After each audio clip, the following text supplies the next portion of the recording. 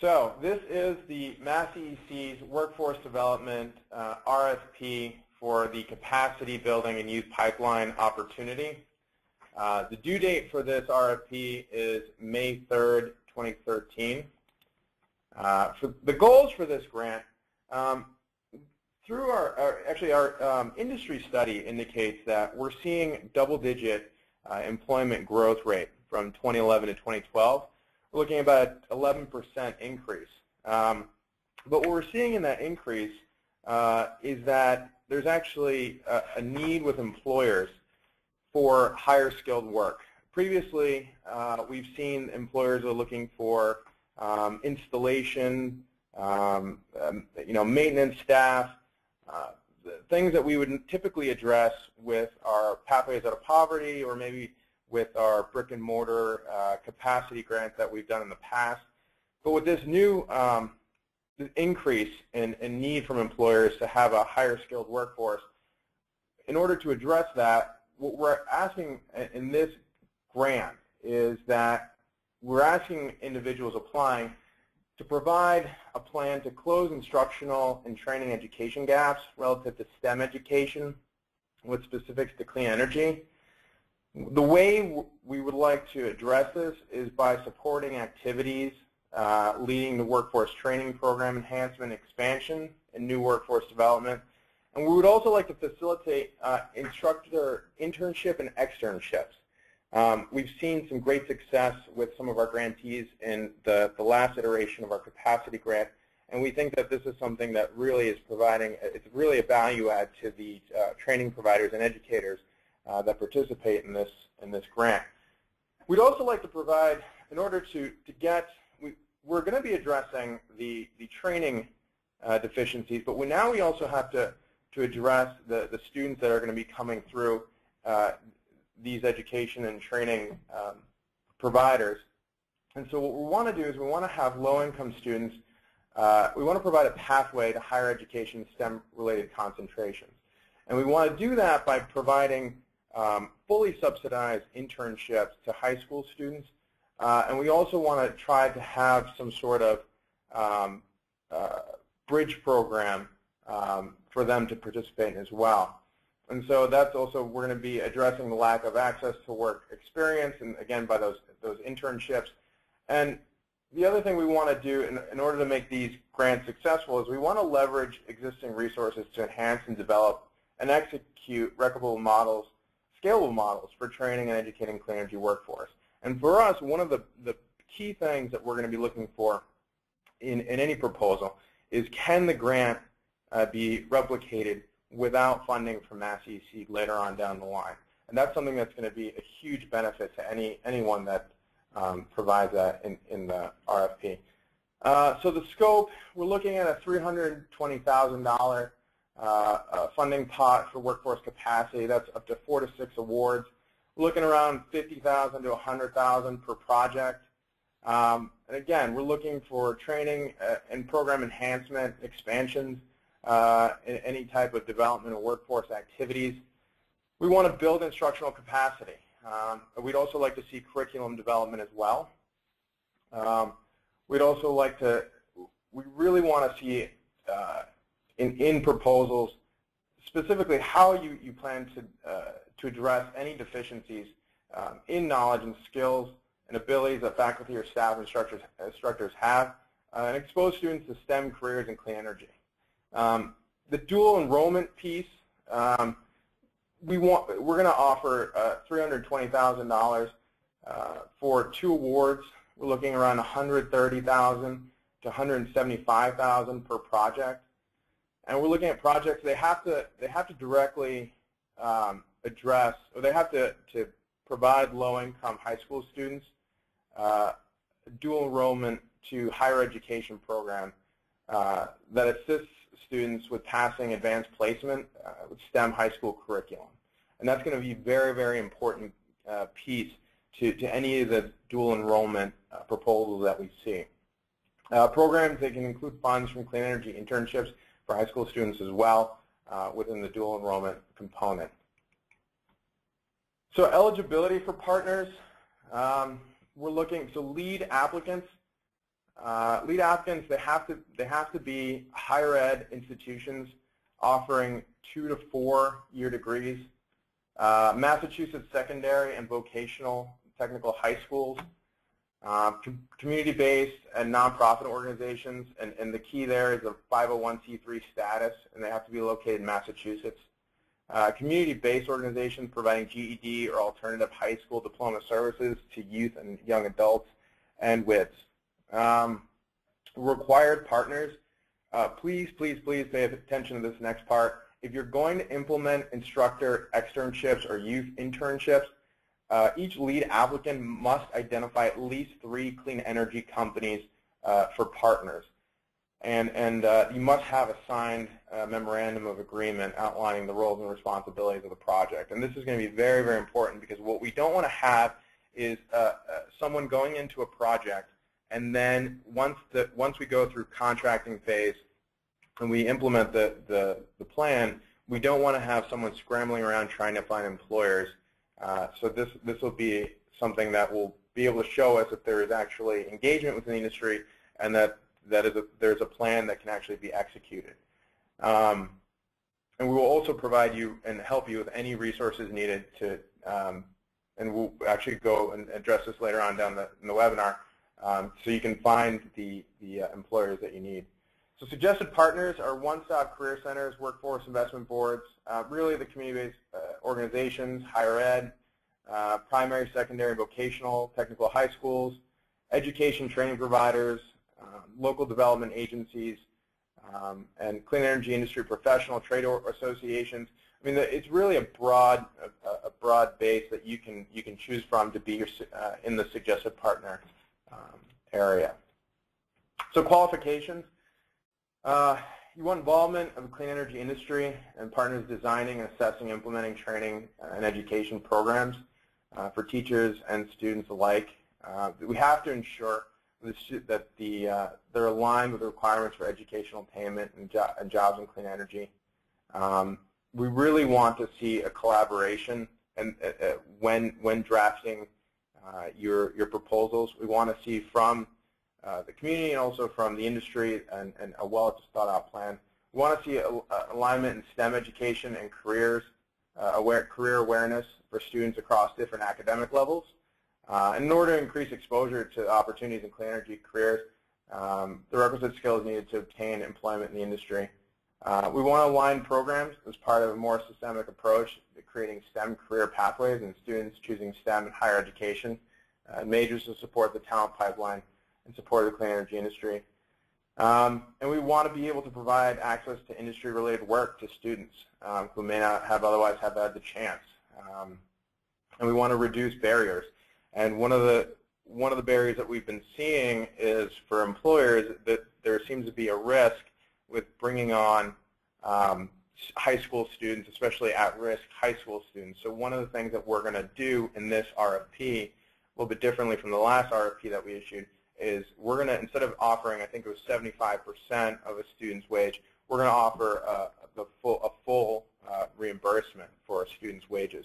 And hopefully that will that'll mitigate any financial risk on the employer side, and will kind of sweeten the deal for an employer to bring on a high school student who's very capable of working in that office.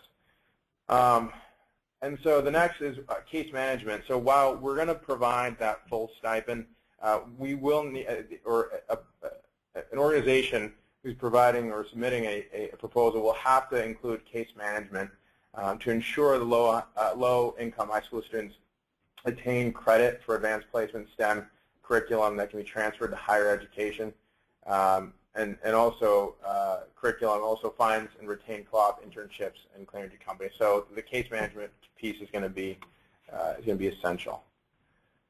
The submission schedule process. So this is a timeline. So today, it's March 8th. We're doing the applicants webinar. The deadline for written questions is going to be the 11th. We're looking at the final Q&A answers that we're going to post on March 13th. So after today's webinar, if you have any questions pertaining to the grant, please submit them. We will not be able to answer any questions after the 13th.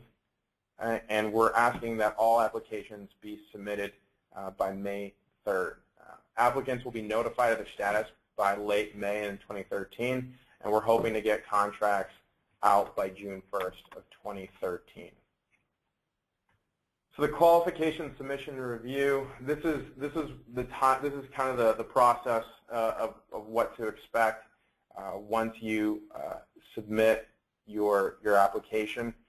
We're going to screen all applications. They'll go through an initial review committee, and we'll see if your application meets the criteria to move on, and if it does, then your application will go on to a second review committee, where we will have outside reviewers and internal reviewers judge the application and see if it merits to move forward onto an award. All review results will be documented, and we will we will let individuals know whether they have been awarded or not. And then those that qualify for an award, again, we'll let you know, and at that point we will enhance any piece of the project plan that is needed to be enhanced, and then at that point, once it's satisfactory for both parties, we'll then move on to contracting and hopefully launch by June of 2013. So necessary forms for the RFP, you need to have Attachment A, Attachment B, Attachment C. A question that comes up frequently with the attachments and the amount of pages you can submit. The application narrative form cannot exceed 10 pages using a font size of 11 or larger. Tables, figures, and charts and appendices are included in the 10-page limit, so please be aware of that. You need to have Attachment D, and then Attachment F, and Attachment I. Fairly straightforward, but as you know, of course, if there is a question about this, we'd be happy to answer that. As I mentioned before, we want to provide you with resources so you're able to go and find those employers to match with or to pair with in order to provide a robust application and also grant should it be awarded. A few resources here: the Mass EEC site, our industry study for the 2012 industry study, Mass EEC's curriculum page. We have that has a repository of curriculum that we've gained through several grants. We also have a training directory at cleanenergyeducation.org, and thanks to the New England Clean Energy Council for spearheading that. They've done a wonderful job, and it has many training programs. So if you care to partner with someone or just see what's out there, we recommend you go there. Obviously, if you care to, you can always reach out to the council. And also some more resources for you to help you for your partners.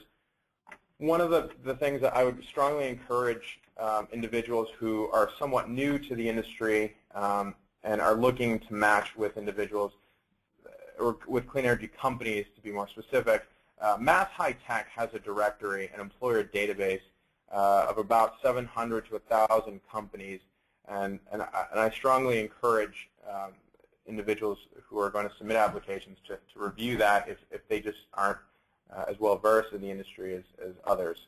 So feel free to take a look at that. So right now we're going to open up to questions.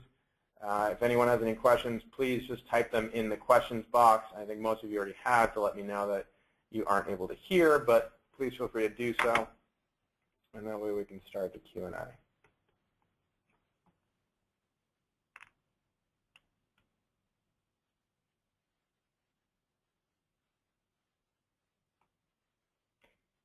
Anyone have any questions?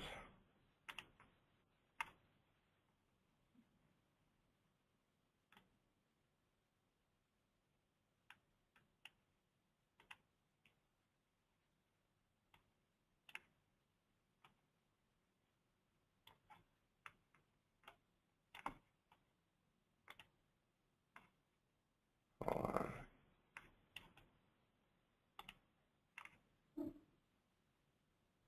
All right.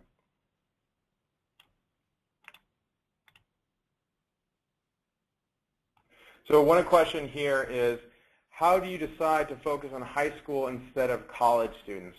So the reason why we decide to go with high school instead of college is because one factor is we provide a substantial subsidy to college students to work in the clean energy industry. We offer $4,800 for sophomores all the way to recent graduates to work in really any clean energy company that they can find. And so with high school students, we would love to offer that. Well, actually, we are offering that a somewhat similar subsidy, except with high school students, there needs to be a little bit of a soft skill and sometimes a hard skill, kind of a soft skill and hard skill kind of supervisor or a training provider to give them those skills so they can be fully apt to work in whatever job that they're placed in. So there just needs to be a little more oversight with high school students. So for us, it just makes more sense. And also, some kids in high school, they may not necessarily, they may be at a point where they want to go into STEM, but they're not sure. And so this provides them an opportunity to really get a sense of what's in the industry and really entice them to be in either STEM or specifically clean energy, whereas the high school or the college students already know or have a very good idea that they want to do that. So for us, it just made sense to get high school students in the mix.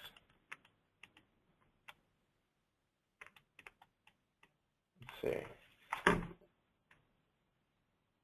Where else?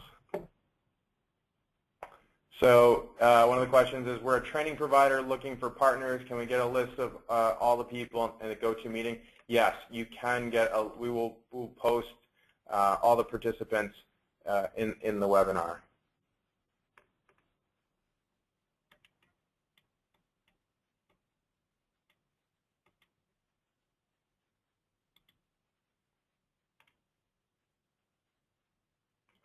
So the question, another question is, I asked earlier if the internship program could focus on community college students. No, it cannot. We are looking for high school students, specifically low-income high school students. College students are addressed by our Massachusetts Clean Energy Internship Program, which we've actually launched the summer program now, and that will offer community college students the ability to obtain $4,800 to work at a clean energy company. In fact, we're even making a big push to get community colleges involved in this program. So we're gonna say no, that community college students will not be able to participate.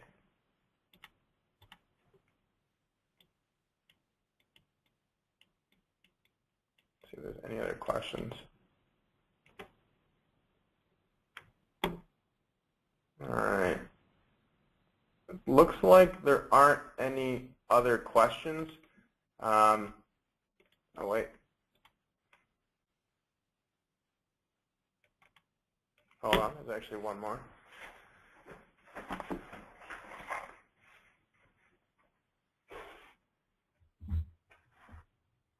So this next question states, when considering clean energy internships for high school students, can employers focus internship content on business skills common to all industries, e.g. finance, accounting, IT, HR, legal, social media, communications, etc.? These are not specifically STEM. I would say that for us, we're going to put a large emphasis. We really want students to be in the STEM industry. There are countless reports. I mean, even we're looking at the governor's, the Lieutenant Governor's STEM Council report that came out actually a few years ago. We're looking at a significant decrease in STEM individuals who are in the STEM industry. We're going to have a bit of a brain drain. So for us, one of our missions is to ensure that we mitigate that as much as possible. So we really want to have students in some sort of STEM internship, or specifically clean energy internship. So I think that's we're gonna end up going that route.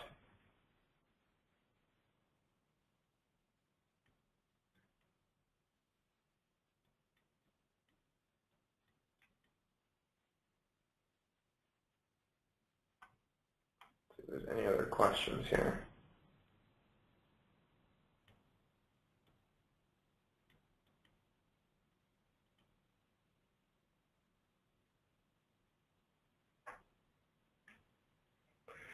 So the question is, when you say you want to prepare students for AP and STEM, does that mean that credits earned in the internship would be accepted as college credit?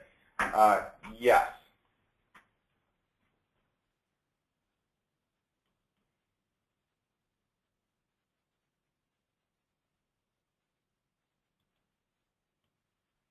See if there's any other questions.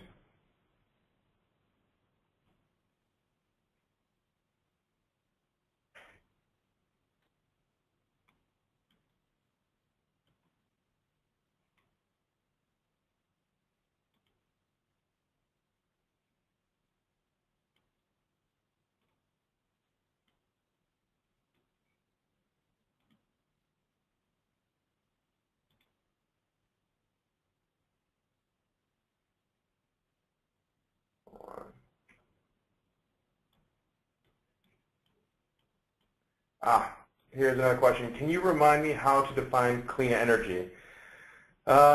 We actually have a mandate from our legislature that gives us a fairly broad but also specific definition on clean energy. And while I don't remember verbatim the exact definition, we will put that up. I will say, though, really it's anything revolved in technologies,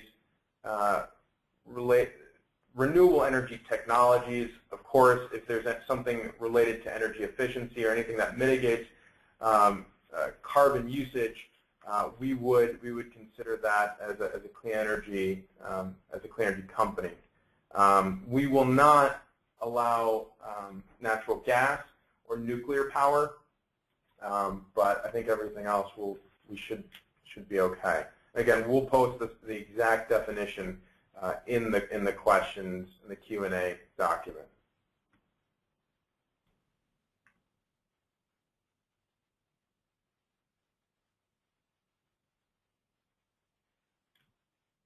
One question is, are there any existing high school programs targeting clean energy in Massachusetts?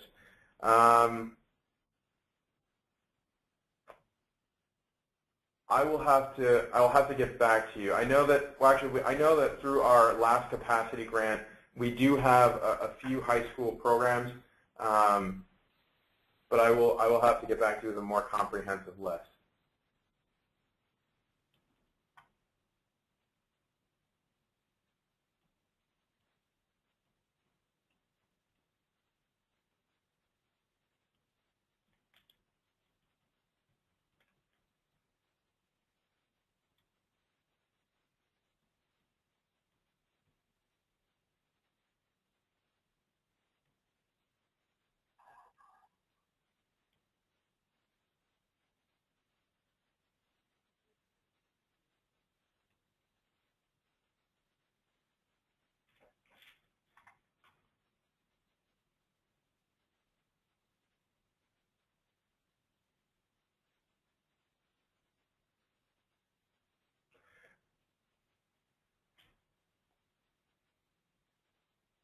So one of the questions is, how long will the wages for the company be subsidized? I think that's referring to the internship. You know, it's really going to depend on the structure of the internship. If it's going to be a summer program, if it's going to be through school, how many hours. I mean, it's really going to depend on a lot of factors. So I would say put your application forward, and if for whatever reason it seems that you have an application that is that makes sense to move forward to the next phase of the review process, if for whatever reason the amount of time that you're proposing for a student internship seems to be a little long, we'll work with you to ensure that it's within a reasonable time frame.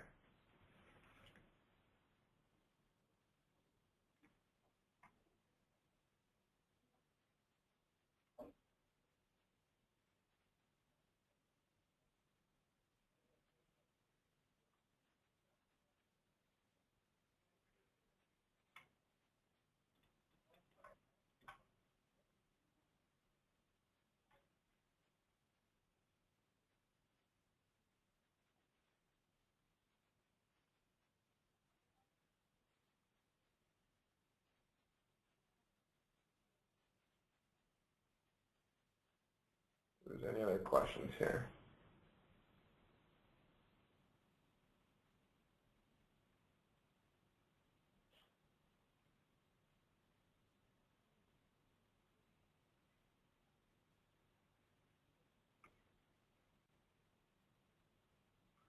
It doesn't seem like there are any additional questions. So what I'm going to say to everyone is that grant questions, any additional grant questions should be emailed to Tamika, and that's at tjocks@masscec.com, and that's tjacques@masscec.com.